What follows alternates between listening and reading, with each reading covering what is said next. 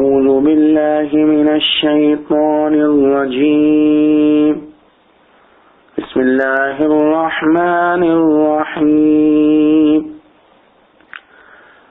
وإلى عاد أخاهم هودا قال يا قوم اعبدوا الله ما لكم من إله غيره إن أنتم إلا مفترون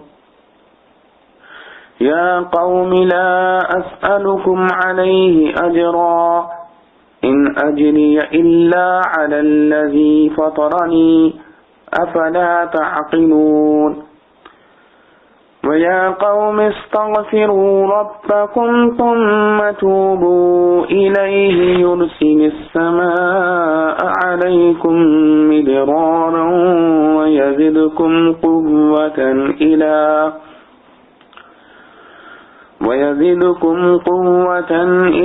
قوتكم ولا تتولوا مجرمين قالوا يا هود ما جئتنا ببينة وما نحن بتاركي آلهتنا عن قولك وما نحن لك بمؤمنين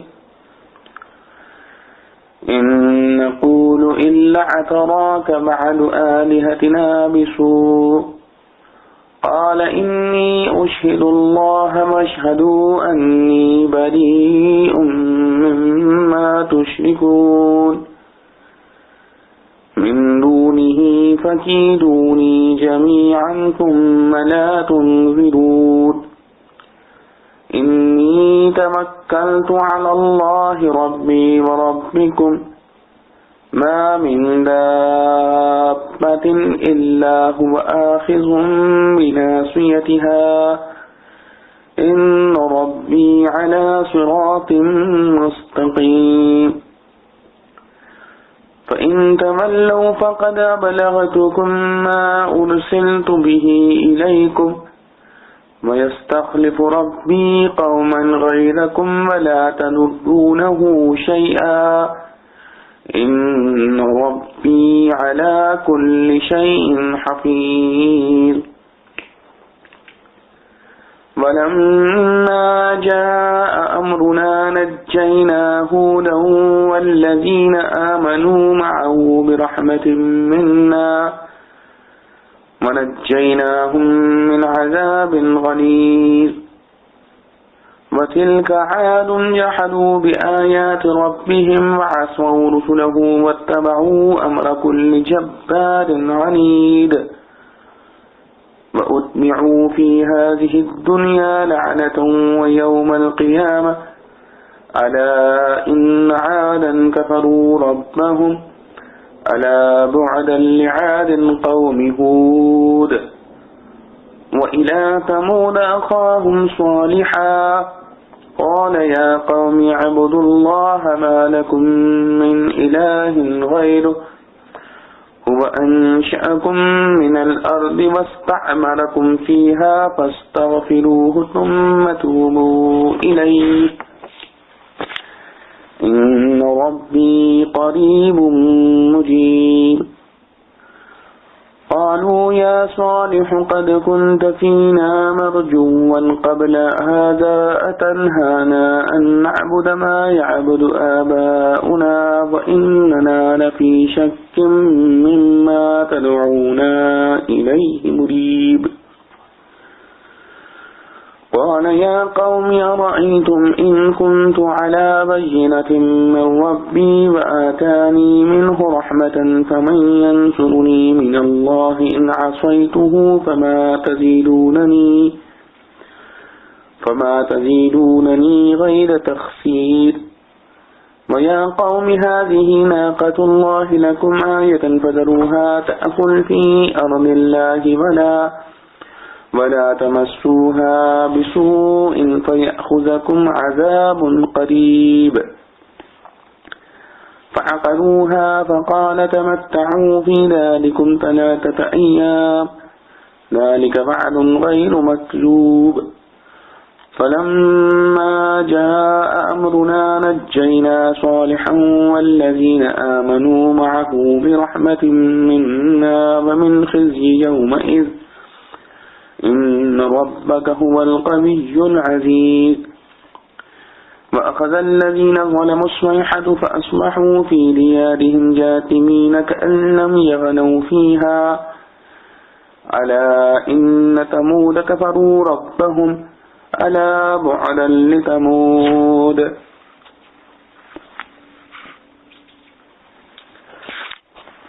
اور عاد کی طرف ہم نے بھیجا ان کے بھائی ہود کو، بولا اے قوم بندگی کرو اللہ کی، کوئی تمہارا حاکم نہیں سوائے اس کے، تم سب جھوٹ کہتے ہو۔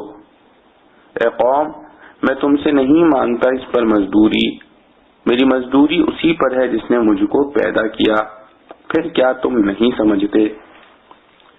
اور اے قوم گناہ بخشواؤ اپنے رب سے، پھر رجوع کرو اسی کی طرف، چھوڑ دے گا تم پر آسمان سے دھاریں اور زیادہ دے گا تم کو زور پر زور، اور روگردانی نہ کرو گناہگار ہو کر۔ بولے اے ہود تو ہمارے پاس کوئی سند لے کر نہیں آیا، اور ہم نہیں چھوڑنے والے اپنے ٹھاکروں معبودوں کو تیرے کہنے سے، اور ہم نہیں تجھ کو ماننے والے۔ ہم تو یہی کہتے ہیں کہ تجھ کو آسیب پہنچایا ہے کسی ہمارے ٹھاکروں معبودوں نے بری طرح۔ بولا میں گواہ کرتا ہوں اللہ کو، اور تم گواہ رہو کہ میں بیزار ہوں ان سے جن کو تم شریک کرتے ہو۔ اس کے سوا سو برائی کرو میرے حق میں تم سب مل کر، پھر مجھ کو مہلت نہ دو۔ میں نے بھروسہ کیا اللہ پر جو رب ہے میرا اور تمہارا، کوئی نہیں زمین پر پاؤں دھرنے والا مگر اللہ کے ہاتھ میں ہے چوٹی اس کی، بے شک میرا رب ہے سیدھی راہ پر۔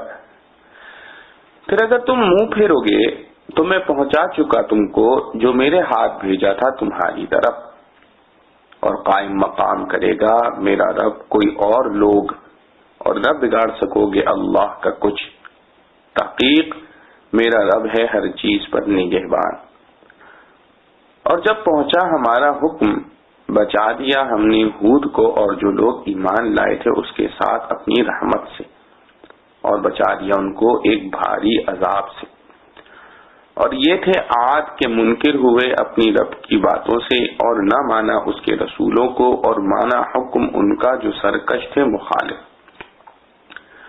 اور پیچھے سے آئی ان کو اس دنیا میں پھٹکار، اور قیامت کے دن بھی۔ سن لو عاد منکر ہوئے اپنے رب سے، سن لو پھٹکار ہے عاد کو جو قوم تھی ہود کی۔ اور ثمود کی طرف بھیجا ان کا بھائی صالح، بولا اے قوم بندگی کرو اللہ کی، کوئی حاکم نہیں تمہارا اس کے سوا، اسی نے بنایا تم کو زمین سے اور بسایا تم کو اس میں، سو گناہ بخشواؤ اس سے اور رجوع کرو اس کی طرف، تحقیق میرا رب نزدیک ہے قبول کرنے والا۔ بولے اے صالح تجھ سے تو ہم کو امید تھی اس سے پہلے، کیا تو ہم کو منع کرتا ہے کہ پرستش کریں جن کی پرستش کرتے رہے ہمارے باپ دادے؟ اور ہم کو تو شبہ ہے اس میں جس کی طرف تو بلاتا ہے، ایسا کہ دل نہیں مانتا۔ بولا اے قوم بھلا دیکھو تو اگر مجھ کو سمجھ مل گئی اپنے رب کی طرف سے، اور اس نے مجھ کو دی رحمت اپنی طرف سے، پھر کون بچائے مجھ کو اس سے اگر اس کی نافرمانی کروں؟ سو تم کچھ نہیں بڑھاتے سے میرا سوائے نقصان کے۔ اور اے قوم یہ اونٹنی ہے اللہ کی تمہارے لیے نشانی، سو چھوڑ دو اس کو کھاتی پھرے اللہ کی زمین میں، اور مت ہاتھ لگاؤ بری طرح، پھر آ پکڑے گا تم کو عذاب بہت جلد۔ پھر اس کے پاؤں کاٹے تب کہا فائدہ اٹھا لو اپنے گھروں میں 3 دن، یہ وعدہ ہے جو جھوٹا نہ ہوگا۔ پھر جب پہنچا حکم ہمارا، بچا دیا ہم نے صالح کو اور جو ایمان لائے اس کے ساتھ اپنی رحمت سے اور اس دن کی رسوائی سے، بے شک تیرا رب وہی ہے زور والا زبردست۔ اور پکڑ لیا ان ظالموں کو ہولناک آواز نے، پھر صبح کو رہ گئے اپنے گھروں میں اوندھے پڑے ہوئے جیسے کبھی رہے ہی نہ تھے وہاں۔ سن لو سمود منکر ہوئے اپنے رب سے، سن لو پھٹکار ہے سمود کو۔ خلاصہ تفسیر، اور ہم نے قوم عاد کی طرف ان کے برادری یا وطن کے بھائی حضرت ہود علیہ السلام کو پیغمبر بنا کر بھیجا۔ انہوں نے اپنی قوم سے فرمایا، اے میری قوم، تم صرف اللہ کی عبادت کرو، اس کے سوا کوئی تمہارا معبود ہونے کے قابل نہیں۔ تم اس بت پرستی کے اعتقاد میں محض مفتری ہو، کیونکہ اس کا باطل ہونا دلیل سے ثابت ہے۔ اے میری قوم، میری نبوت جو دلائل سے ثابت ہے، اس کی مزید تائید اس سے بھی ہوتی ہے کہ میں تم سے تبلیغ پر کچھ معاوضہ نہیں مانگتا۔ میرا معاوضہ تو صرف اس اللہ کے ذمے ہے جس نے مجھ کو عدم محض سے پیدا کیا۔ پھر کیا تم اس کو نہیں سمجھتے کہ دلیل نبوت موجود ہے اور اس کے خلاف کوئی وجہ شبہ کی نہیں؟ پھر نبوت میں شبہ کی کیا وجہ؟ اور اے میری قوم، تم اپنے گناہ، کفر و شرک وغیرہ اپنے رب سے معاف کراؤ، یعنی ایمان لاؤ، پھر ایمان لا کر اس کی طرف عبادت سے متوجہ رہو، یعنی عمل صالح کرو۔ بس ایمان و عمل صالح کی برکت سے وہ تم پر خوب بارش برسا دے گا۔ در منصور میں ہے کہ قوم عاد پر 3 سال متواتر قحط پڑا تھا، اور ویسے بارش خود بھی مطلوب ہے، اور ایمان و عمل کی برکت سے تم کو قوت دے کر تمہاری قوت موجودہ میں ترقی کر دے گا۔ بس ایمان لے آؤ اور مجرم رہ کر ایمان سے اعراض مت کرو۔ ان لوگوں نے جواب دیا کہ اے ہود، آپ نے ہمارے سامنے اپنے رسول من اللہ ہونے کی کوئی دلیل تو پیش نہیں کی۔ یہ قول ان کا عنادن تھا، اور ہم آپ کے صرف کہنے سے تو اپنے معبودوں کی عبادت کو چھوڑنے والے ہیں نہیں، اور ہم کسی طرح آپ کا یقین کرنے والے نہیں۔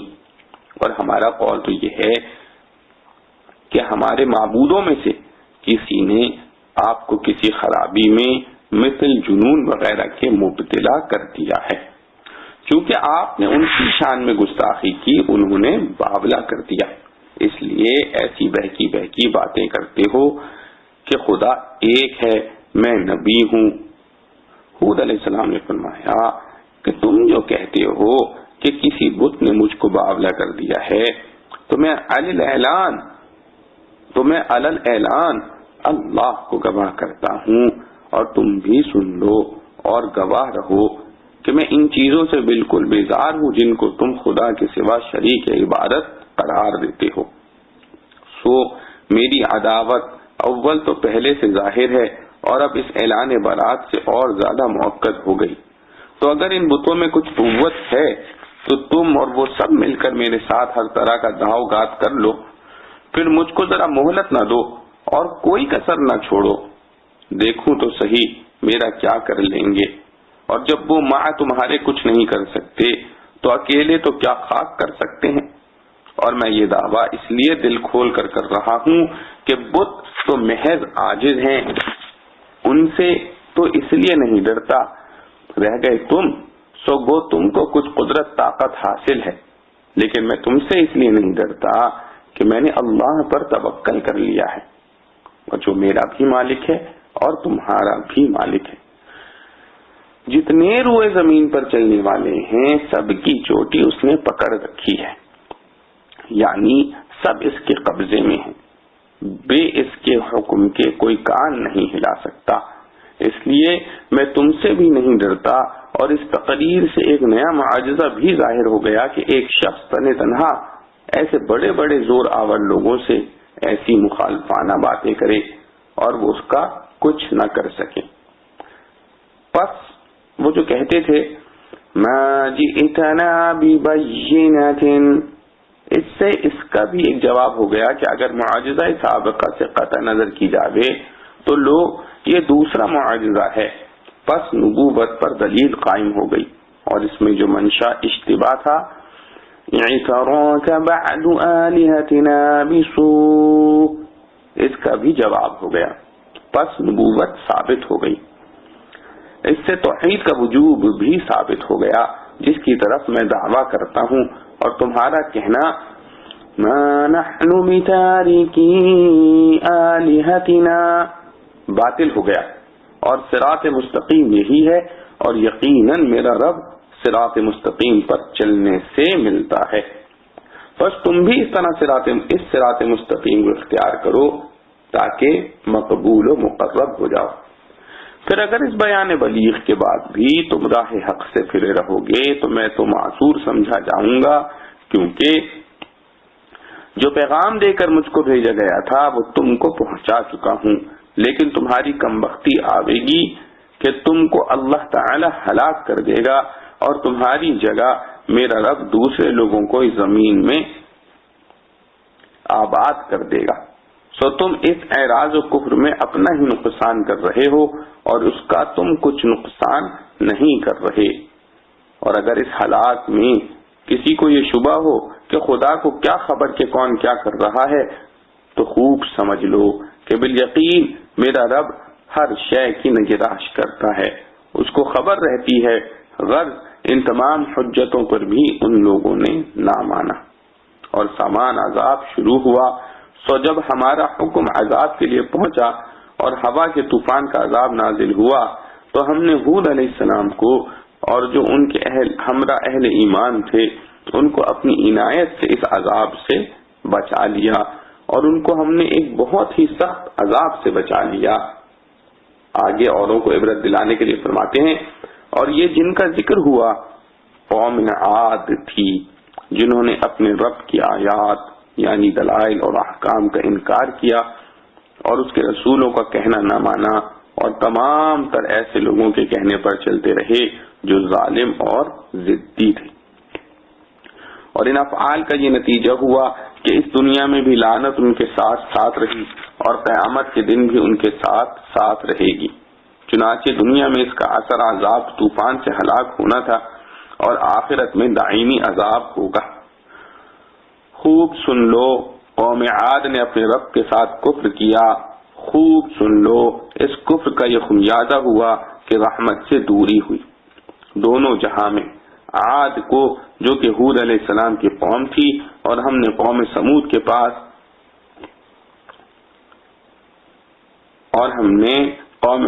کے پاس ان کے بھائی صالح علیہ السلام کو پیغمبر بنا کر بھیجا۔ انہوں نے اپنی قوم سے فرمایا، اے میری قوم، صرف اللہ کی عبادت کرو، اس کے سوا کوئی تمہارا معبود ہونے کے قابل نہیں۔ اس کا تم پر یہ انعام ہے کہ اس نے تم کو زمین کے مادہ سے پیدا کیا اور تم کو اس زمین میں آباد کیا، یعنی ایجاد و ابقا دونوں نعمتیں عطا فرمائیں، جس میں سب نعمتیں آ گئیں۔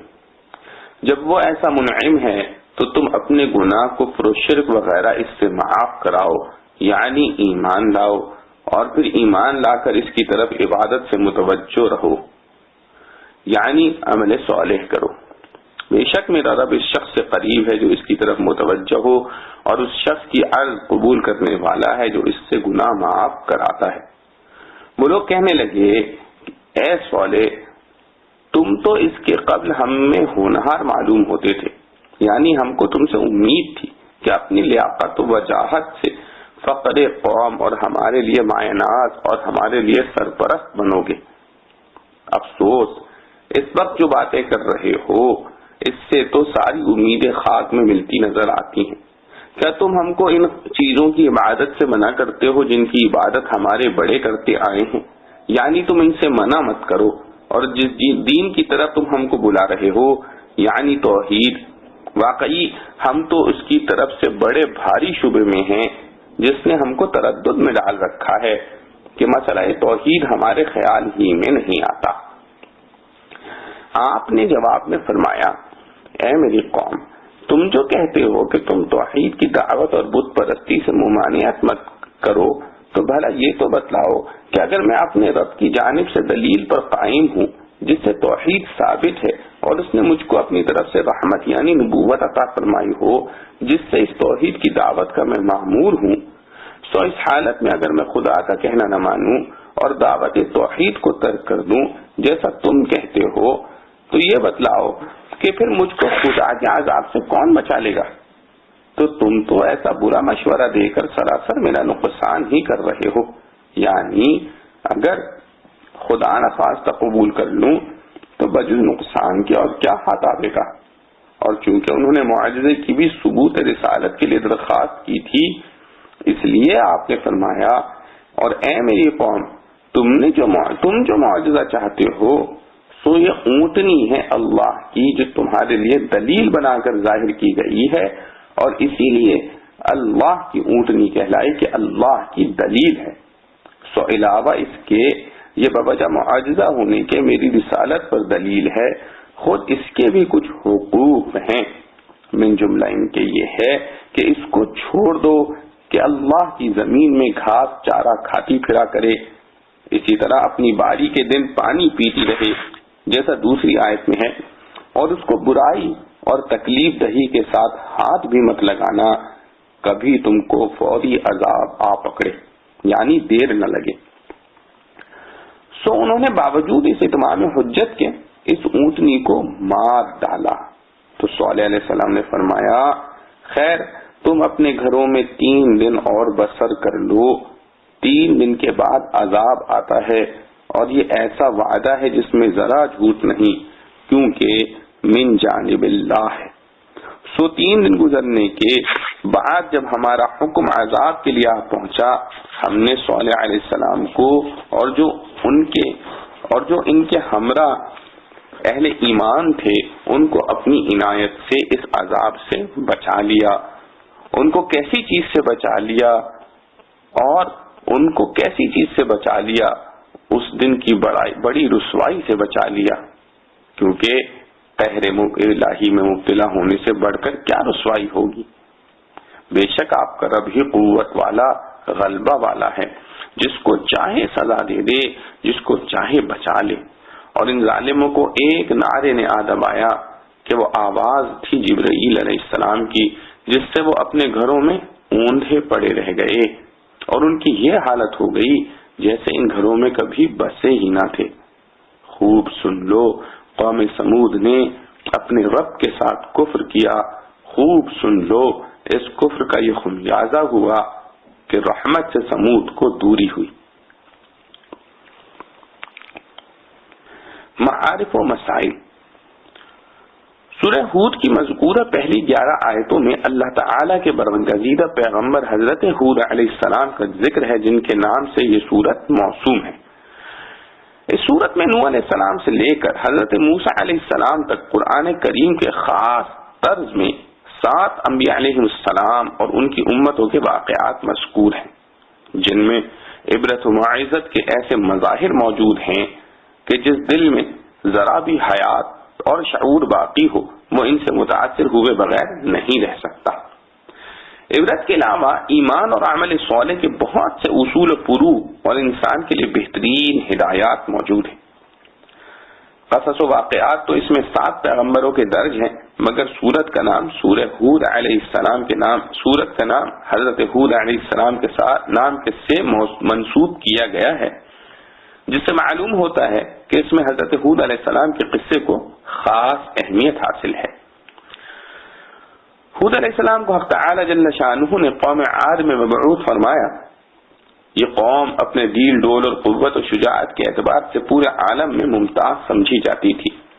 حضرت ہود علیہ السلام بھی اسی قوم کے فرد تھے۔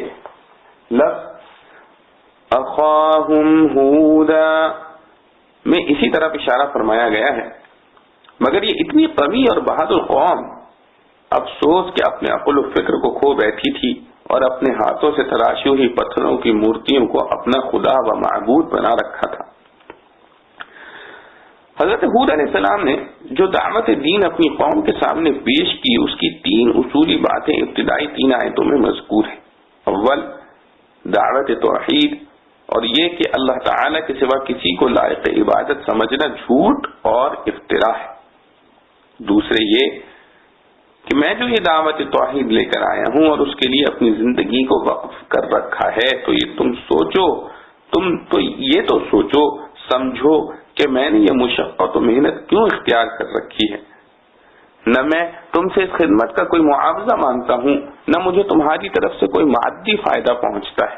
اگر میں اس کو اللہ تعالی کا فرمان اور حق نہ سمجھتا تو آخر ضرورت کیا تھی کہ تمہیں دعوت دینے اور تمہاری اصلاح کرنے میں اتنی محنت برداشت کرتا۔ وعظ و نصیحت اور دعوت دین پر اجرت۔ قرآن کریم نے یہ بات تقریباً سبھی انبیاء علیہ السلام کی زبان سے نقل کی ہے کہ ہم تم سے اپنی دعوت و محنت کا کوئی معاوضہ نہیں مانگتے۔ اس سے معلوم ہوتا ہے کہ دعوت و تبلیغ کا اگر معاوضہ لیا جائے تو دعوت مؤثر نہیں رہتی، جس پر تجربہ شاہد ہے کہ وعظ و نصیحت پر اجرت دینے والوں کی بات سامعین پر اثر انداز نہیں ہوتی۔ تیسری بات یہ فرمائی کہ اپنی پچھلی زندگی میں جو کفر و گناہ تم کر چکے ہو، اللہ تعالی سے ان کی مغفرت مانگو اور اگلی زندگی میں ان سب گناہوں سے توبہ یعنی اس کا پختہ ارادہ اور معاہدہ کرو کہ اب ان کے پاس نہ جائیں گے۔ اگر تم نے یہ استغفار و توبہ کا عمل کر لیا تو اس کے نتیجے میں آخرت کی دائمی فلاح تو ملے گی، دنیا میں بھی اس کے بڑے فوائد کا مشاہدہ کرو گے۔ ایک یہ کہ توبہ و استغفار کرنے سے تمہاری قحط سالی دور ہو جائے گی، وقت پر خوب بارش ہوگی جس سے تمہارے رزق میں وسعت پیدا ہوگی۔ دوسرے یہ کہ تمہاری طاقت و قوت بڑھ جائے گی۔ یہاں طاقت و قوت کا لفظ عام ہے جس میں بدنی صحت و قوت بھی داخل ہے، اور وہ طاقت بھی جو مال اور اولاد کی بہتات سے انسان کو حاصل ہوتی ہے۔ اس سے معلوم ہوا کہ گناہوں سے توبہ و استغفار کا خاصہ یہ ہے کہ دنیا میں بھی رزق میں وسعت اور مال و دولت میں برکت ہوتی ہے۔ حضرت ہود علیہ السلام کی قوم نے ان کی دعوت کا جواب وہی اپنی جاہلانہ روش سے یہ دیا کہ آپ نے ہمیں کوئی معجزہ تو دکھلایا نہیں، صرف زبانی بات ہے، اس لیے ہم آپ کے کہنے سے اپنے معبودوں کو نہ چھوڑیں گے اور آپ پر ایمان نہ لائیں گے، بلکہ ہمارا خیال تو یہ ہے کہ ہمارے معبود بتوں کو برا کہنے کی وجہ سے آپ کسی دماغی خرابی میں مبتلا ہو گئے، اس لیے ایسی باتیں کرتے ہیں۔ اس کے جواب میں ہود علیہ السلام نے پیغمبرانہ جرات کے ساتھ فرمایا کہ اگر تم میری بات نہیں مانتے تو سن لو کہ میں اللہ کو گواہ بناتا ہوں اور تم بھی گواہ رہو کہ میں اللہ کے سوا تمہارے سب معبودوں سے بیزار ہوں۔ اب تم اور تمہارے بت سب مل کر میرے خلاف جو کچھ داؤ گھات کر سکتے ہو کر لو، اور اگر میرا کچھ بگاڑ سکتے ہو تو بگاڑ لو، اور مجھے ذرا مہلت بھی نہ دو۔ اور فرمایا کہ اتنی بڑی بات میں اس لیے کہہ رہا ہوں کہ میں نے اللہ پر توکل اور بھروسہ کر لیا ہے جو میرا بھی رب ہے اور تمہارا بھی۔ جتنے روئے زمین پر چلنے والے ہیں سب کی چوٹی اس نے پکڑ رکھی ہے، کسی کی مجال نہیں کہ اس کے اذن و مشیت کے بغیر کسی کو ذرہ برابر نقصان یا تکلیف پہنچا سکے۔ یقیناً میرا رب صراط مستقیم پر ہے، یعنی جو صراط مستقیم پر چلتا ہے رب اس کو ملتا ہے، اس کی مدد کرتا ہے۔ پوری قوم کے مقابلے میں ایسا بلند بانگ دعویٰ اور ان کو غیرت دلانا، اور پھر پوری بہادر قوم میں سے کسی کی مجال نہ ہونا کہ ان کے مقابلے میں کوئی حرکت کرے، یہ سب ایک مستقل معجزہ تھا ہود علیہ السلام کا، جس سے ان کی اس بات کا بھی جواب ہو گیا کہ آپ نے ہمیں کوئی معجزہ نہیں دکھلایا، اور اس کا بھی جواب ہو گیا کہ ہمارے بتوں نے آپ کو دماغی خرابی میں مبتلا کر دیا ہے، کیونکہ اگر بتوں میں یہ طاقت ہوتی تو اس وقت ان کو زندہ نہ چھوڑتے۔ اس کے بعد فرمایا کہ اگر تم اسی طرح حق سے برگشتہ رہو گے تو سمجھ لو کہ جو پیغام دے کر مجھے بھیجا گیا ہے میں تمہارے سامنے پہنچا چکا ہوں، تو اب اس کا نتیجہ اس کے سوا کیا ہے کہ تم پر خدا کا قہر و غضب آ جائے اور تم سب نیز تو نابود ہو جاؤ، اور میرا رب تمہاری جگہ کسی دوسری قوم کو اس زمین میں آباد کر دے، اور اس معاملے میں جو کچھ کر رہے ہو اپنا ہی نقصان کر رہے ہو، اللہ تعالی کا کچھ نقصان نہیں کر رہے۔ یقیناً میرا رب ہر چیز کی نگہداشت کرتا ہے، وہ تمہارے ہر کام اور ہر خیال سے باخبر ہے۔ ان لوگوں نے ان باتوں میں سے کسی چیز پر کان نہ دھرا اور اپنی سرکشی پر قائم رہے تو خدا تعالی کا عذاب ہوا کے طوفان کی صورت میں ان پر نازل ہوا، جس نے مکانات اور درختوں کو جڑوں سے اکھاڑ دیا۔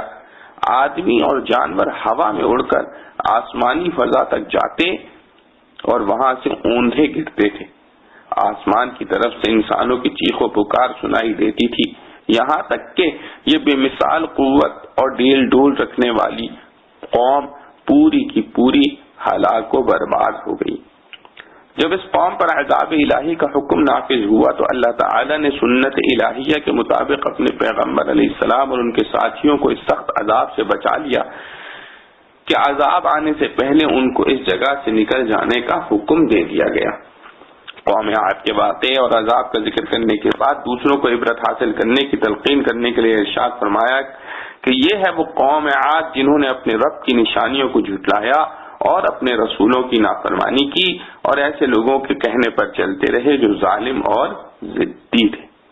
اس کا نتیجہ یہ ہوا کہ دنیا میں بھی لعنت یعنی رحمت سے دوری ان کے ساتھ لگی رہی اور قیامت میں بھی اسی طرح ساتھ لگی رہے گی۔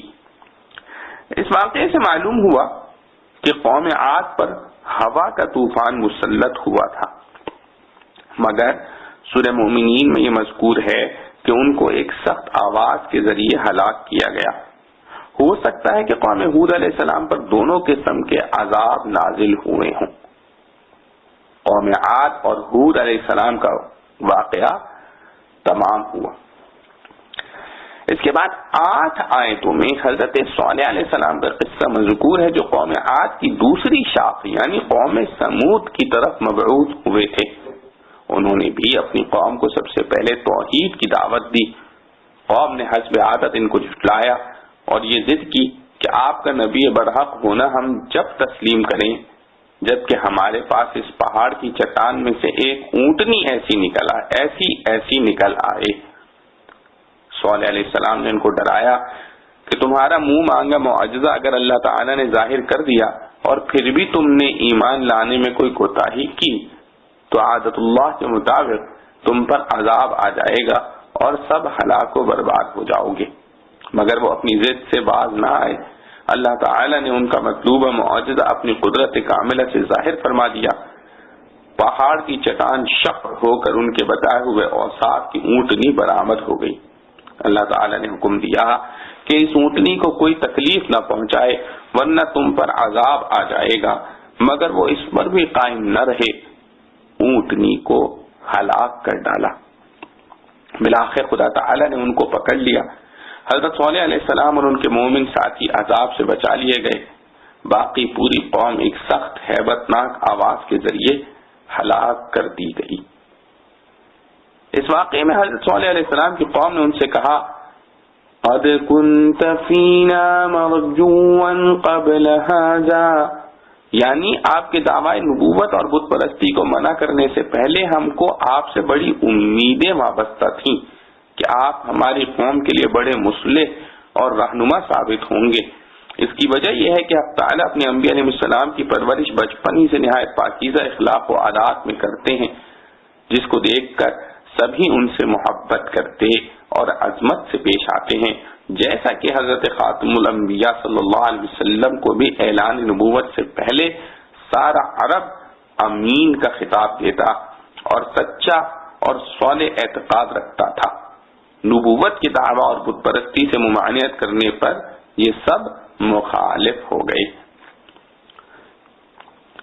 تمتعوا فی دارکم ثلاثة ایام، یعنی جب ان لوگوں نے حکم خداوندی کی خلاف ورزی کر کے اس معجزے والی اونٹنی کو مار ڈالا تو جیسا پہلے ان کو متنبہ کر دیا گیا تھا کہ ایسا کرو گے تو اللہ کا عذاب تم پر آئے گا، اب وہ عذاب اس طرح آیا کہ ان کو 3 روز کی مہلت دی گئی اور بتلا دیا گیا کہ چوتھے روز تم سب ہلاک کیے جاؤ گے۔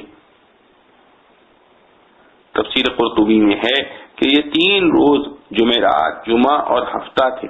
اتوار کے روز ان پر عذاب نازل ہوا۔ وَأَخَذَ الَّذِينَ ظَلَمُوا الصَّيْحَةُ یعنی ان ظالموں کو پکڑ لیا ایک سخت آواز نے۔ یہ سخت آواز حضرت جبرائیل علیہ السلام کی تھی، جس میں ساری دنیا کی بجلیوں کی کڑک سے زیادہ ہیبت ناک آواز تھی، جس کو انسانی قلب و دماغ برداشت نہیں کر سکا۔ ہیبت سے سب کے دل پھٹ گئے اور سب کے سب ہلاک ہو گئے۔ اس آیت سے معلوم ہوا کہ قوم صالح سخت آواز کے ذریعے ہلاک کی گئی ہے، لیکن سورہ اعراف میں ہے کہ ان کے متعلق یہ آیا ہے فَأَخَذَتْهُمُ الرَّجْفَةُ یعنی پکڑ لیا ان کو زلزلے نے۔ اس سے معلوم ہوتا ہے کہ ان پر عذاب زلزلے کا آیا تھا۔ قرطبی نے فرمایا کہ اس میں کوئی تضاد نہیں، ہو سکتا ہے کہ پہلے زلزلہ آیا ہو پھر سخت آواز سے سب ہلاک کر دیے گئے ہوں۔ واللہ اعلم۔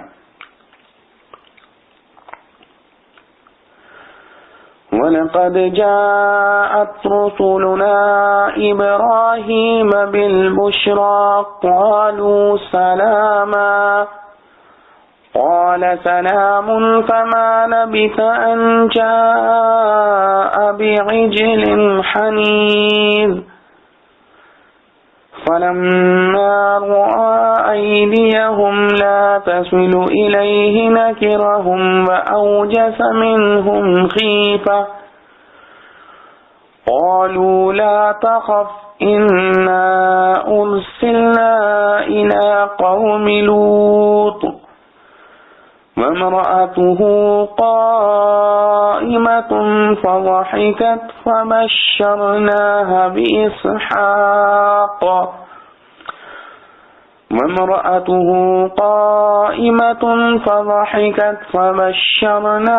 بِإِسْحَاقَ وَمِنْ وَرَاءِ إِسْحَاقَ يَعْقُوبَ قالت يا ويلتى أألد وأنا عجوز وهذا بعلي شيخا إن هذا لشيء عجيب قالوا وتعجبين من أمر الله رحمة الله وبركاته عليكم أهل البيت انہ حمید مجید۔ اور البتہ آ چکے ہیں ہمارے بھیجے ہوئے ابراہیم کے پاس خوشخبری لے کر بولے سلام۔ وہ بولا سلام ہے، پھر دیر نہ کی کہ لے آیا ایک بچڑا تلا ہوا۔ پھر جب دیکھا ان کے ہاتھ نہیں آتے کھانے پر تو کھٹکا اور دل میں ان سے ڈرا۔ وہ بولے مت ڈر، ہم بھیجے ہوئے آئے ہیں طرف قوم لوط کی، اور اس کی عورت کھڑی تھی۔ تب وہ ہنس پڑی، پھر ہم نے خوشخبری دی اس کو اسحاق کے پیدا ہونے کی اور اس کے پیچھے اسحاق کے پیچھے یعقوب کی۔ بولی اے خرابی، کیا میں بچہ جنوں گی اور میں بوڑھیا ہوں اور یہ خاوند میرا ہے بوڑھا؟ یہ تو ایک عجیب بات ہے۔ وہ بولے کیا تو تعجب کرتی ہے اللہ کے حکم سے؟ اللہ کی رحمت ہے اور برکتیں تم پر اے گھر والو، تحقیق اللہ ہے تعریف کیا گیا بڑائیوں والا۔ خلاصہ تفصیل، اور ہمارے بھیجے ہوئے فرشتے بشکل بشر ابراہیم علیہ السلام کے پاس ان کے فرزند اسحاق علیہ السلام کی بشارت لے کر آئے۔ وہ مقصود اعظم ان کے آنے کا قوم لوط پر عذاب واقع کرنا تھا، لقولہ تعالی فما خطبکم، اور آنے کے وقت انہوں نے سلام کیا۔ ابراہیم علیہ السلام نے بھی سلام کیا اور پہچانا نہیں کہ یہ فرشتے ہیں، معمولی مہمان سمجھے۔ پھر دیر نہیں لگائی کہ ایک تلا ہوا فربا لقولہ تعالی سمین بچڑا لائے اور ان کے سامنے رکھ دیا۔ یہ تو فرشتے تھے، کیوں کھانے لگے تھے؟ سو جب ابراہیم علیہ السلام نے دیکھا کہ ان کے ہاتھ اس کھانے تک نہیں بڑھتے تو ان سے متوش ہوئے اور ان سے دل میں خوف زدہ ہوئے کہ یہ مہمان تو نہیں کوئی مخالف نہ ہو کہ با ارادہ فاسد آئے ہوں اور میں گھر میں ہوں احباب و اصحاب پاس نہیں، یہاں تک کہ بے تکلفی سے اس کو زبان سے بھی ظاہر کر دیا۔ لقوله تعالی قال ان منکم وجلون، وہ فرشتے کہنے لگے ڈرو مت، ہم آدمی نہیں ہیں، فرشتے ہیں، آپ کے پاس بشارت لے کر آئے ہیں کہ آپ کے ایک فرزند پیدا ہوگا اسحاق، اور اس کے پیچھے ایک فرزند ہوگا یعقوب۔ اور بشارت اس لیے کہا کہ اول تو اولاد خوشی کی چیز ہے، پھر ابراہیم علیہ السلام بوڑھے ہو گئے تھے، بیوی بھی بہت بوڑھی تھی، امید اولاد کی نہ رہی تھی۔ آپ نے نور نبوت سے توجہ کر کے پہچان لیا کہ واقعی فرشتے ہیں، لیکن فراست نبوت سے یہ بھی معلوم ہو گیا کہ اس کے سوا اور بھی کسی بڑے کام کے لیے آئے ہیں، اس لیے اس کی تعیین کے ساتھ سوال کیا فما خطبکم، یعنی کس کام کے لیے آئے ہیں؟ اس وقت انہوں نے کہا کہ ہم قوم لوط کی طرف بھیجے گئے ہیں کہ ان کو سزا کفر میں ہلاک کریں۔ ان میں تو یہ گفتگو ہو رہی تھی اور ابراہیم علیہ السلام کی بیوی حضرت سارہ کہیں کھڑی سن رہی تھی۔ پس اولاد کی خبر سن کر، جس کی ان کو بعد اس کے کہ اسماعیل علیہ السلام بطن ہاجرہ سے متولد ہوئے تمنا بھی تھی، خوشی سے ہنسی اور بولتی پکارتی آئیں اور تعجب سے ماتھے پر ہاتھ مارا۔ لقوله تعالی فَأَقْبَلَتِ امْرَأَتُهُ فِي صَرَّةٍ فَصَكَّتْ وَجْهَهَا، سو ہم نے یعنی ہمارے فرشتوں نے ان کو مقرر بشارت دی اسحاق کے پیدا ہونے کی علیہ السلام، اور اسحاق علیہ السلام کے پیچھے یعقوب علیہ السلام کی، جو کہ اسحاق علیہ السلام کے فرزند ہوں گے، جس سے معلوم ہو گیا کہ تمہارے ہاں فرزند ہوگا اور زندہ رہے گا یہاں تک کہ وہ بھی صاحب اولاد ہوگا۔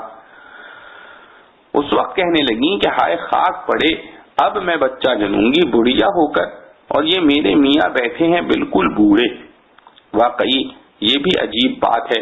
فرشتوں نے کہا کہ کیا خاندان نبوت میں رہ کر اور ہمیشہ معجزات و معاملات عجیبہ دیکھ دیکھ کر تم خدا کے کاموں میں تعجب کرتی ہو؟ اور خصوصاً اس خاندان کے لوگوں پر تو اللہ تعالیٰ کی خاص رحمت اور اس کی انواع و اقسام کی برکتیں نازل ہوتی رہتی ہیں۔ بے شک وہ اللہ تعالیٰ تعریف کے لائق اور بڑی شان والا ہے، وہ بڑے سے بڑا کام کر سکتا ہے، پس بجائے تعجب کے اس کی تعریف اور شکر میں مشغول ہو۔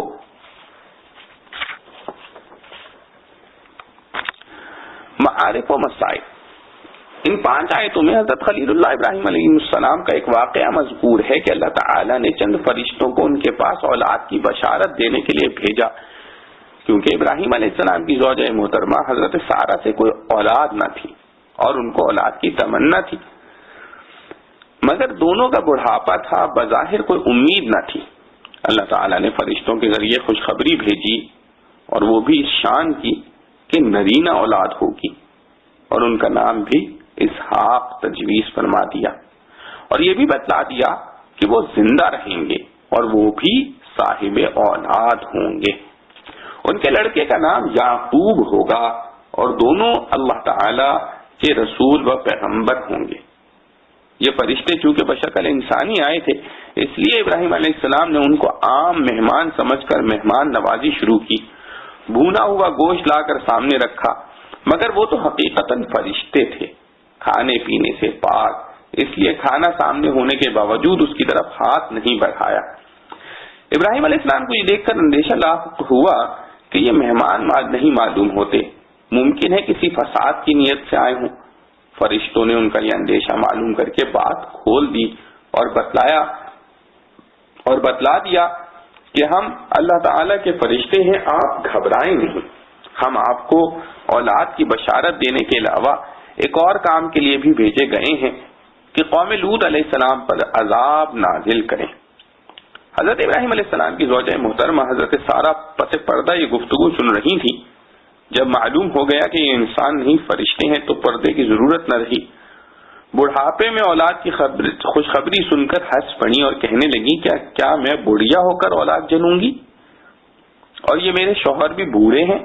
فرشتوں نے جواب دیا کہ کیا تم اللہ تعالیٰ کے حکم پر تعجب کرتی ہو جس کی قدرت میں سب کچھ ہے، خصوصاً تم خاندان نبوت میں رہ کر اس کا مشاہدہ بھی کرتی رہتی ہو کہ اس خاندان پر اللہ تعالیٰ کی غیر معمولی رحمت و برکت نازل ہوتی رہتی ہے، جو اکثر سلسلہ اسباب ظاہری سے بالا تر ہوتی ہے۔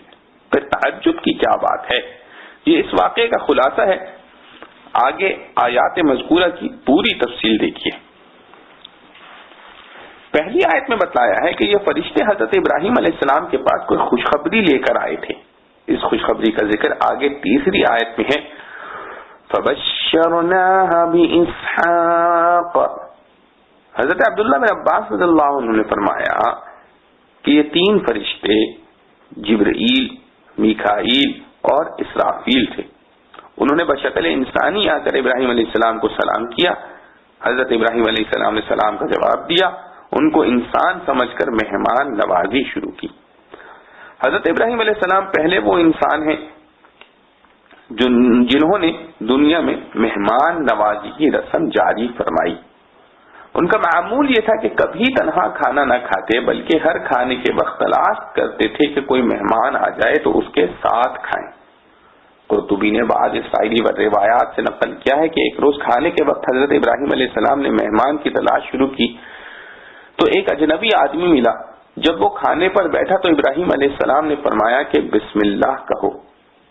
اس نے کہا کہ میں جانتا نہیں کہ اللہ کون اور کیا ہے۔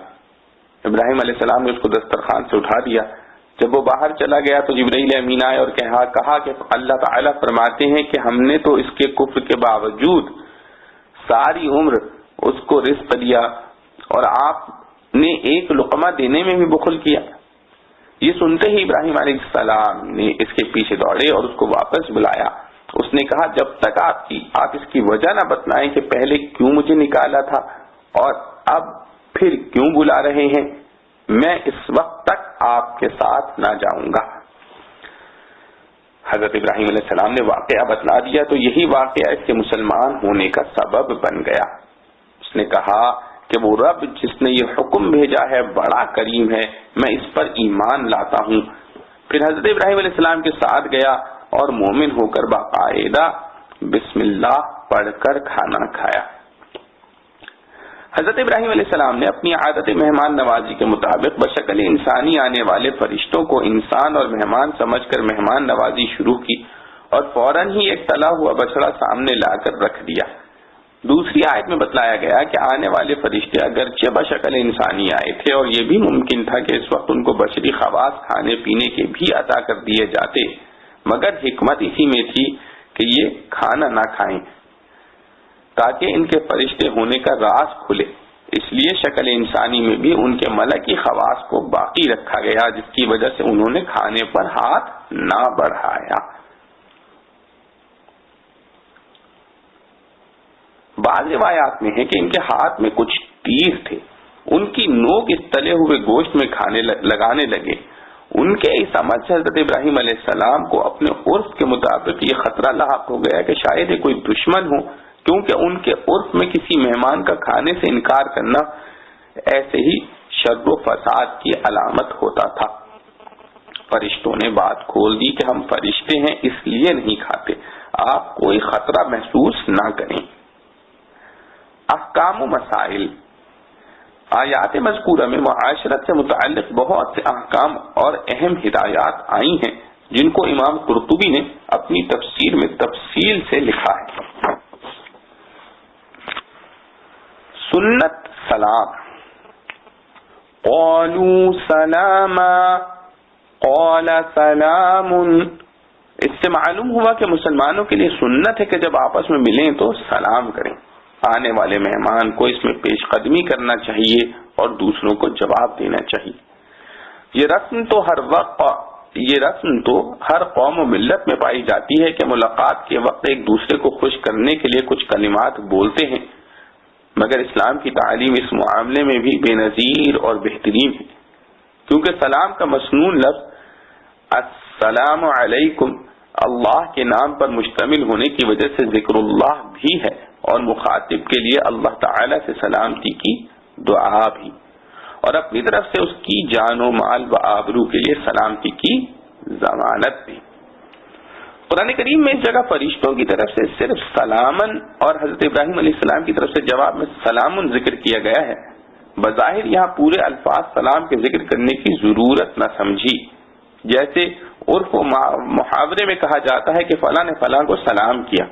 مراد یہ ہوتی ہے کہ پورا کلمہ السلام علیکم کہا. اسی طرح یہاں لفظ سلام سے پورا کلمہ مسنونہ سلام کا مراد ہے جو رسول کریم صلی اللہ علیہ وسلم نے اپنے قول و عمل سے لوگوں کو بتلایا ہے. یعنی ابتدائی سلام میں السلام علیکم اور جواب سلام وعلیکم السلام ورحمۃ اللہ.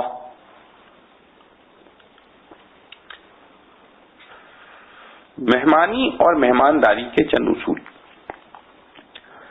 فما لبث ان جاء بعجل حنیذ، یعنی نہیں ٹھہرے ابراہیم علیہ السلام مگر صرف اس قدر کے لے آئے تلا ہوا بچڑا.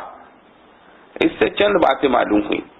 اول یہ کہ مہمان نوازی کے آداب میں سے یہ ہے کہ مہمان کے آتے ہی جو کچھ کھانے پینے کی چیز میسر ہو اور جلدی سے مہیا ہو سکے وہ لا رکھے. پھر اگر صاحب وسعت ہے تو مزید مہمانی کا انتظام بعد میں کرے. دوسری بات یہ معلوم ہوئی کہ مہمان کے لیے بہت زیادہ تکلفات کی فکر میں نہ پڑے، آسانی سے جو اچھی چیز میسر ہو جائے وہ مہمان کی خدمت میں پیش کرتے. حضرت ابراہیم علیہ السلام کے یہاں گائے بیل رہتے تھے، اس لیے بچڑا ذبح کر کے فوری طور پر اس کا گوشت تل کر سامنے لا رکھا. تیسرے یہ کہ آنے والوں کی مہمانی کرنا آداب اسلام اور مکارم اخلاق میں سے انبیاء و صلحاء کی عادت ہے. اس میں علماء کا اختلاف ہے کہ مہمانی کرنا واجب ہے یا نہیں. جمہور علماء اس پر ہیں کہ واجب نہیں، سنت اور مستحسن ہے. بعد نے فرمایا کہ گاؤں والوں پر واجب ہے کہ جو شخص ان کے گاؤں میں ٹھہرے اس کی مہمانی کریں، کیونکہ وہاں کھانے کا کوئی دوسرا انتظام نہیں ہو سکتا اور شہر میں ہوٹل وغیرہ سے اس کا انتظام ہو سکتا ہے، اس لیے شہر والوں پر واجب نہیں. قرطبی رحمۃ اللہ علیہ نے اپنی تفسیر میں یہ مختلف اقوال نقل کیے ہیں. فَلَمَّا رَأَى أَيْدِيَهُمْ لَا تَصِلُ إِلَيْهِ نَكِرَهُمْ، یعنی جب دیکھا ابراہیم علیہ السلام نے کہ ان کے ہاتھ کھانے تک نہیں پہنچتے تو متوحش ہو گئے. اس سے معلوم ہوا کہ مہمان کے آداب میں سے یہ ہے کہ مہمان کے سامنے جو چیز پیش کی جائے اس کو قبول کرے. کھانے کو دل نہ چاہے یا مضر سمجھیں تو معمولی سی شرکت دل جوئی کے لیے کر لیں. اسی جملے سے دوسری بات یہ معلوم ہوئی کہ میزبان کو چاہیے کہ صرف کھانا سامنے رکھ کر فارغ نہ ہو جائے بلکہ اس پر نظر رکھے کہ مہمان کھا رہا ہے یا نہیں، جیسا ابراہیم علیہ السلام نے کیا کہ فرشتوں کے کھانا نہ کھانے کو محسوس کیا. مگر یہ نظر رکھنا اس طرح ہو کہ مہمان کے کھانے کو تکتا نہ رہے، سرسری نظر سے دیکھ لے، کیونکہ مہمان کے لقموں کو دیکھنا آداب ضیافت کے خلاف اور مدعو کے لیے باعث شرمندگی ہوتا ہے. جیسا ہشام بن عبد الملک کے دسترخوان پر ایک روز ایک اعرابی کو یہ واقعہ پیش آیا کہ اعرابی کے لقمے میں بال تھا. امیر المؤمنین ہشام نے دیکھا تو بتلایا. اعرابی فوراً اٹھ کھڑا ہوا اور کہنے لگا کہ ہم ایسے شخص کے پاس کھانا نہیں کھاتے جو ہمارے لقموں کو دیکھتا ہے.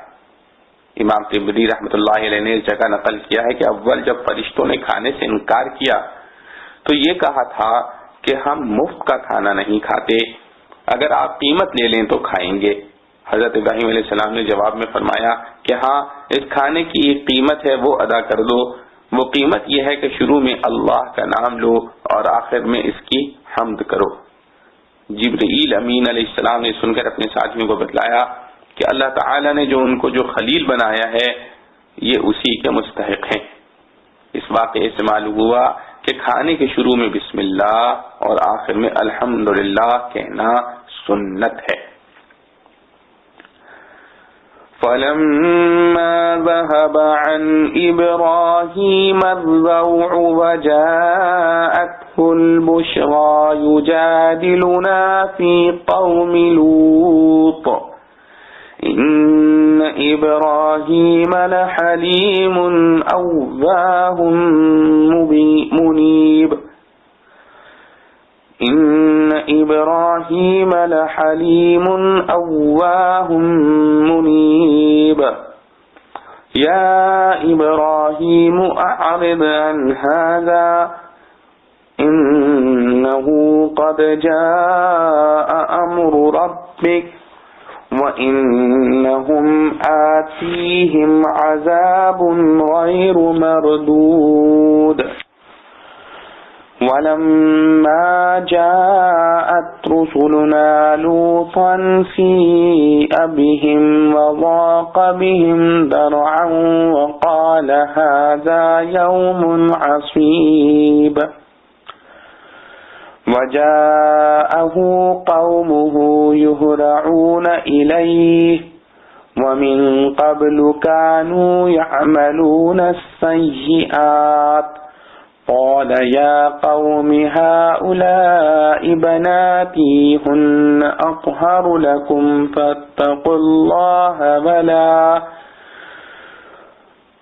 ولا تخزون في ضيفي أليس منكم رجل رشيد قالوا لقد علمت ما لنا في بناتك من حق وإنك لتعلم ما نريد قال لو أن لي بكم قوة أو آوي إلى ركن شديد قالوا يا لوط إنا رسل ربك لن يصلوا إليك فأسر بأهلك بقطع من الليل ولا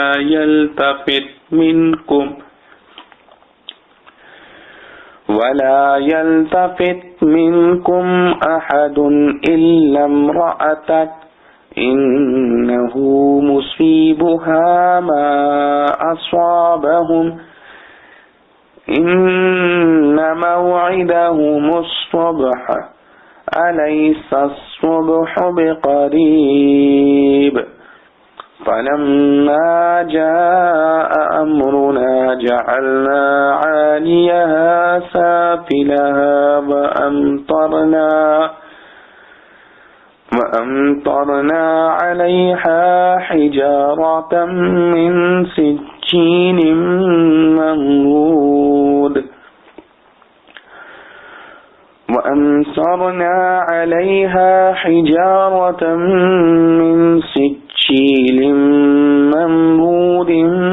مسومة عند ربك وما هي من الظالمين ببعید۔ پھر جب جاتا رہا ابراہیم سے ڈر اور آئی اس کو خوشخبری، جھگڑنے لگا ہم سے قوم لوط کے حق میں۔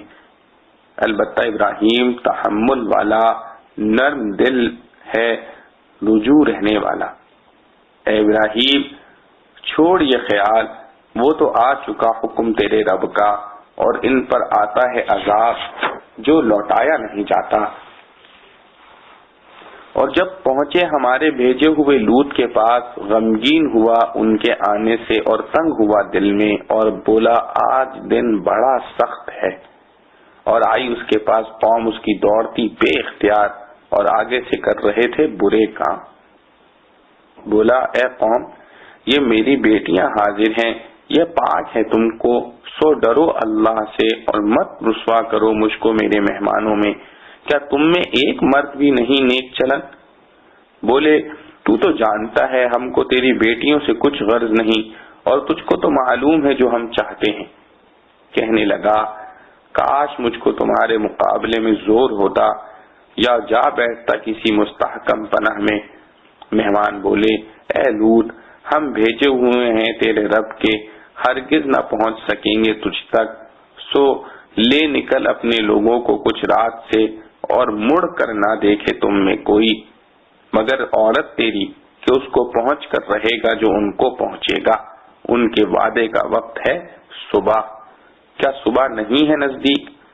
پھر جب پہنچا حکم ہمارا، کر ڈالی ہم نے وہ بستی اوپر نیچے، اور برسائے ہم نے اس پر پتھر کنکر کے تہ بتہ، نشان کیے ہوئے تیرے رب کے پاس، اور نہیں ہے وہ بستی ظالموں سے کچھ دور۔ خلاصہ تفصیل۔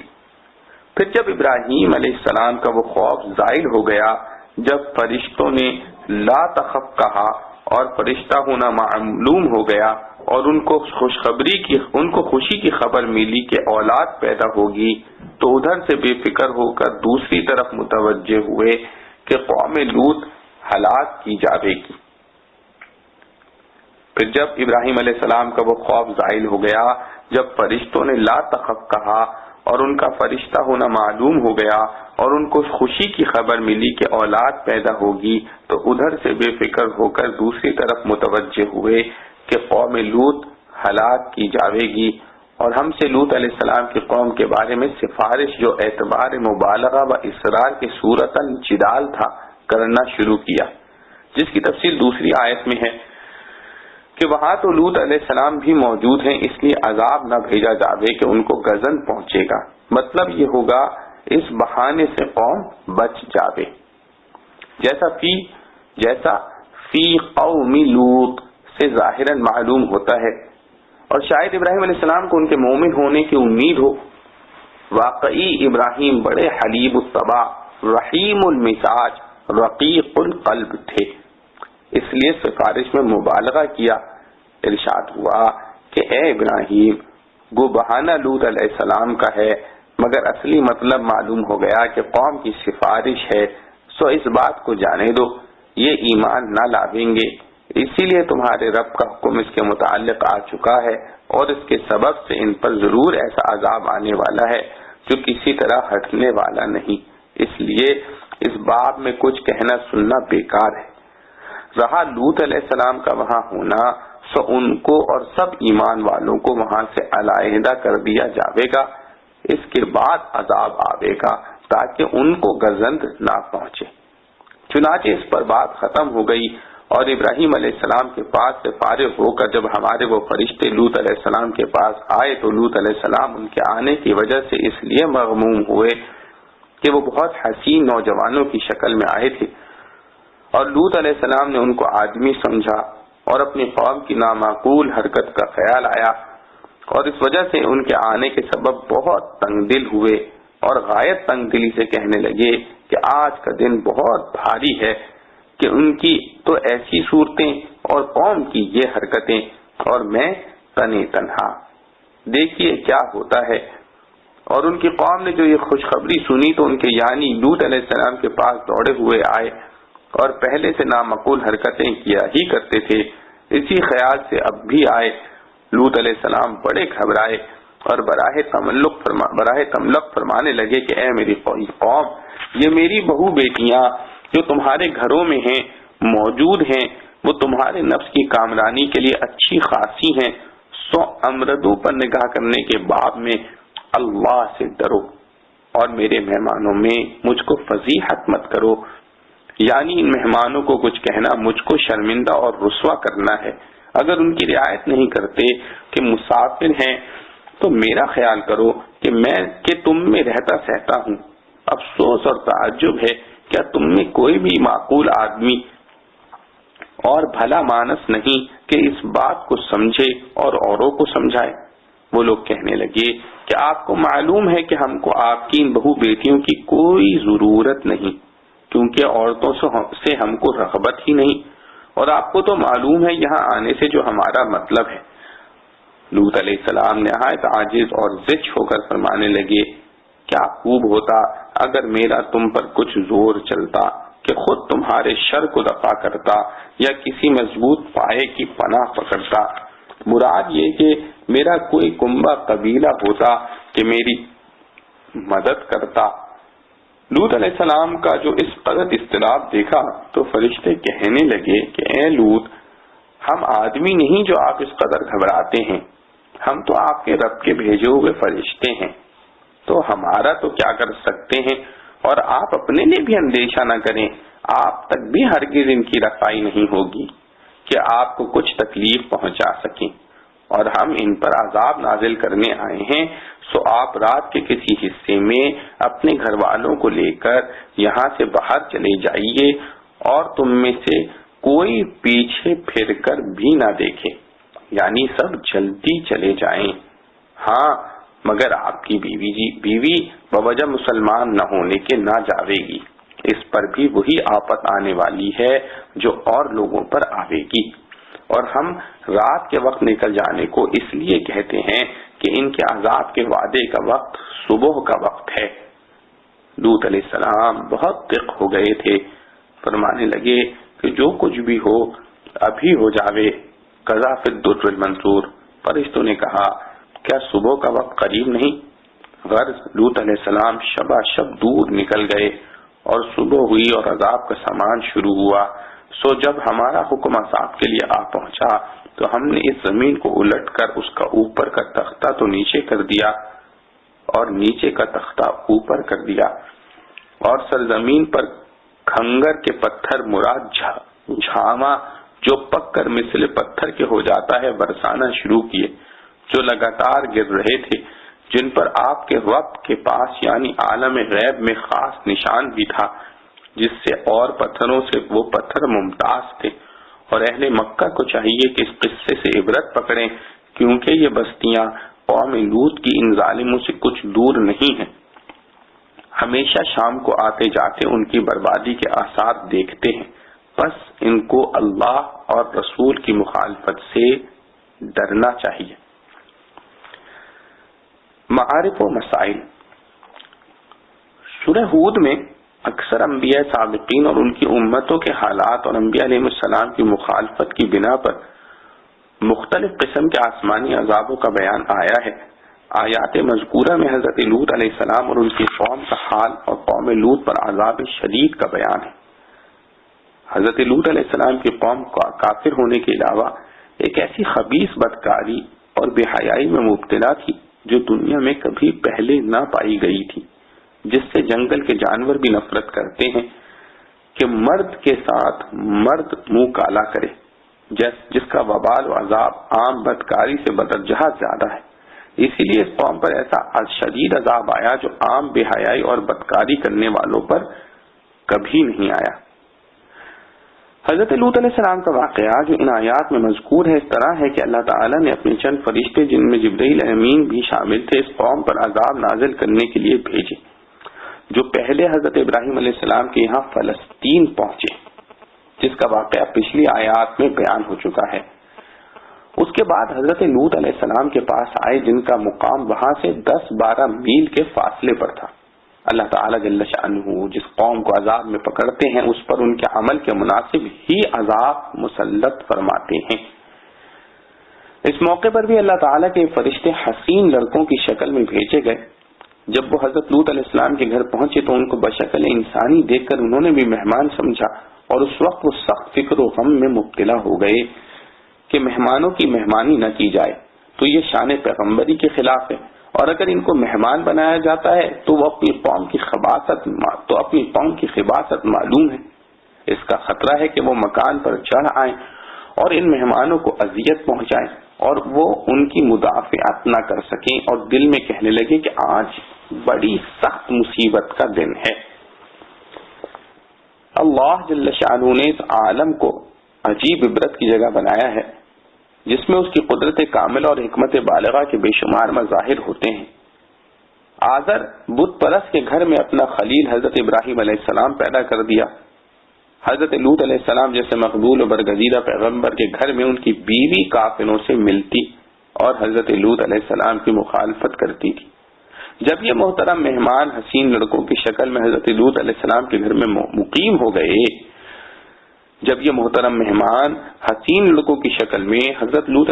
گھر میں مقیم ہو گئے تو ان کی بیوی نے ان کی قوم کے اوباش لوگوں کو خبر کر دی کہ آج ہمارے گھر میں اس طرح کے مہمان آئے ہیں۔ حضرت لوط علیہ السلام کا سابقہ اندیشہ سامنے آ گیا جس کا بیان دوسری آیت میں ہے، وَجَاءَهُ قَوْمُهُ يُهْرَعُونَ إِلَيْهِ، یعنی آ گئی ان کے پاس ان کی قوم دوڑی ہوئی اور وہ پہلے سے نامعقول حرکتیں کیا ہی کرتے تھے۔ اس میں اشارہ اس بات کی طرف ہے کہ اپنے خبیث عمل کی نفوست سے اس قدر بے حیا ہو چکے تھے کہ اعلانیہ حضرت لوط علیہ السلام کے مکان پر چڑھ دوڑے۔ حضرت لوط علیہ السلام نے جب دیکھا کہ ان کی مدافعت مشکل ہے تو ان کو شر سے باز رکھنے کے لیے فرمایا کہ تم اس شر و فساد سے باز آ جاؤ تو میں اپنی لڑکیاں تمہارے سرداروں کے نکاح میں دے دوں گا۔ اس زمانے میں مسلمان لڑکی کا نکاح کافر سے جائز تھا، اور حضور پاک صلی اللہ علیہ وسلم کے ابتدائی زمانے تک یہی حکم جاری تھا۔ اس لیے حضرت صلی اللہ علیہ وسلم نے اپنی 2 صاحبزادیوں کو نکاح عتبہ بن ابی لہب اور ابو العاص بن ربیع سے کر دیا تھا، حالانکہ یہ دونوں کفر پر تھے۔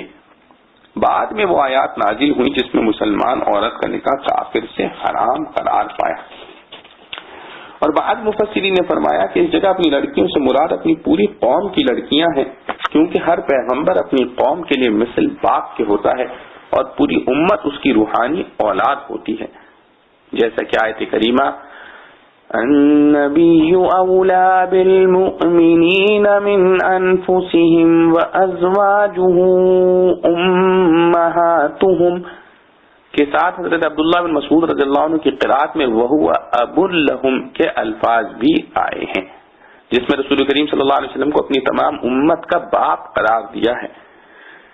اس تفسیر کے مطابق حضرت لوط علیہ السلام کے اس قول کا مطلب یہ ہوگا کہ تم اپنی خبیث عادت سے باز آؤ، شرافت کے ساتھ قوم کی لڑکیوں سے نکاح کرو، ان کو بیویاں بناؤ۔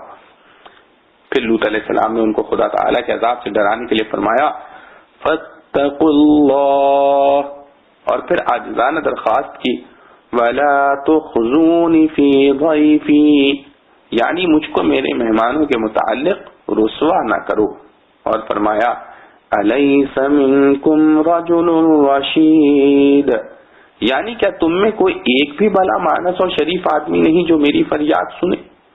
مگر وہاں شرافت و انسانیت کا کوئی اثر کسی میں باقی نہ تھا۔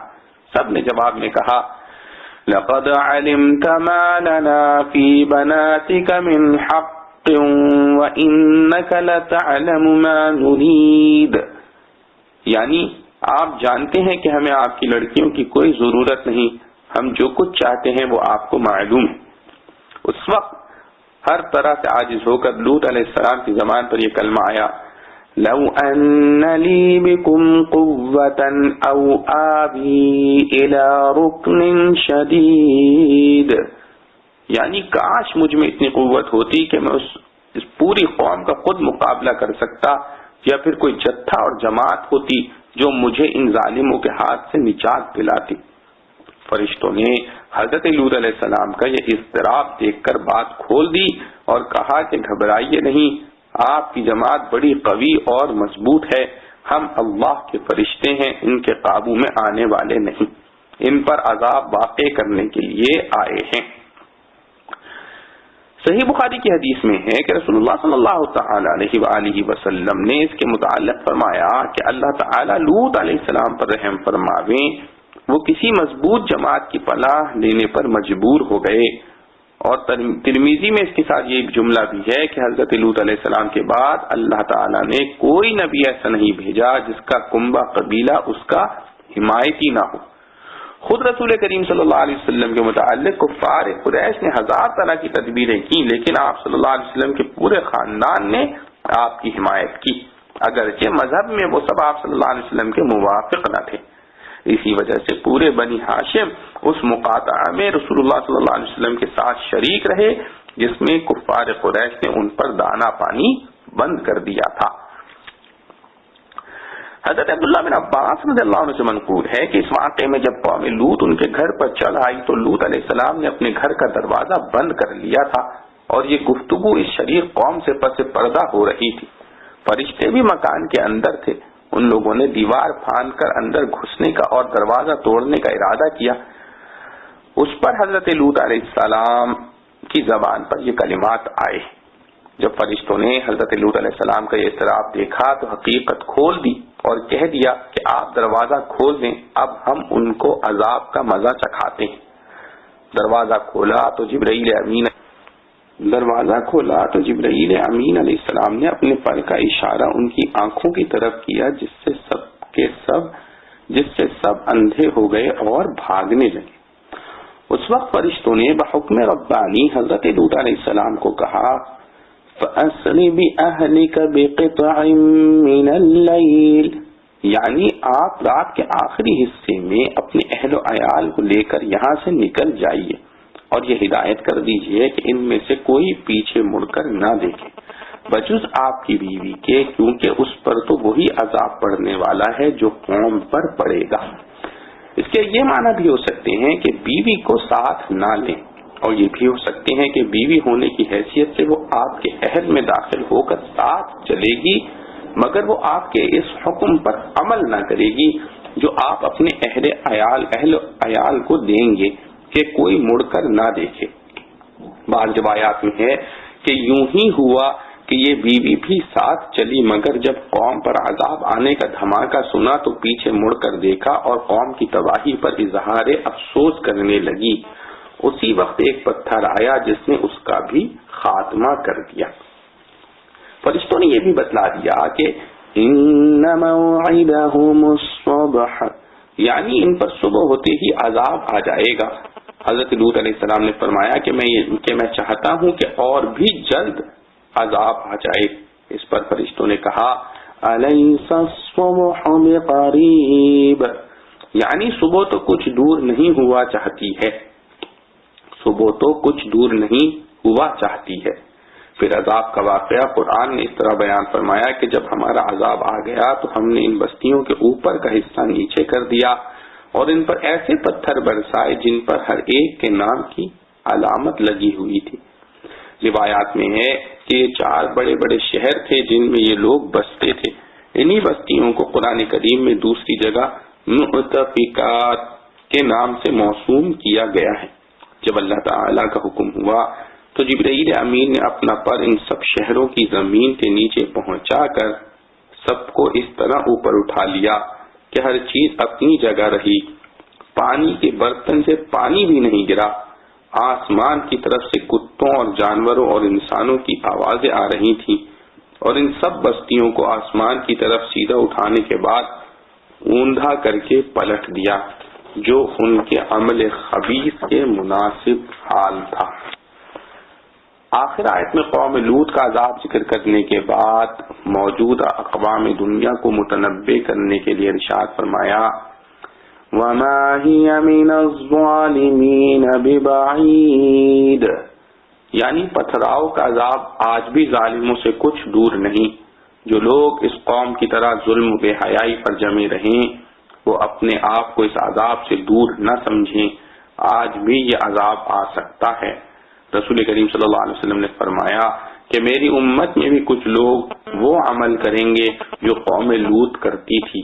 جب ایسا ہونے لگے تو انتظار کرو کہ ان پر بھی وہی عذاب آئے گا جو قوم لوط پر آیا ہے۔ اللہ رب العزت سے دعا ہے جو کچھ پڑھا سنا گیا ہمیں اس پر عمل کرنے کی توفیق نصیب فرمائے۔ سبحان ربك رب العزة عما يصفون وسلام على المرسلين والحمد لله رب العالمين۔ ربنا تقبل منا إنك أنت السميع العليم وتب علينا إنك أنت التواب الرحيم، وآخر دعوانا الحمد لله رب العالمين وبرحمتك يا أرحم الراحمين۔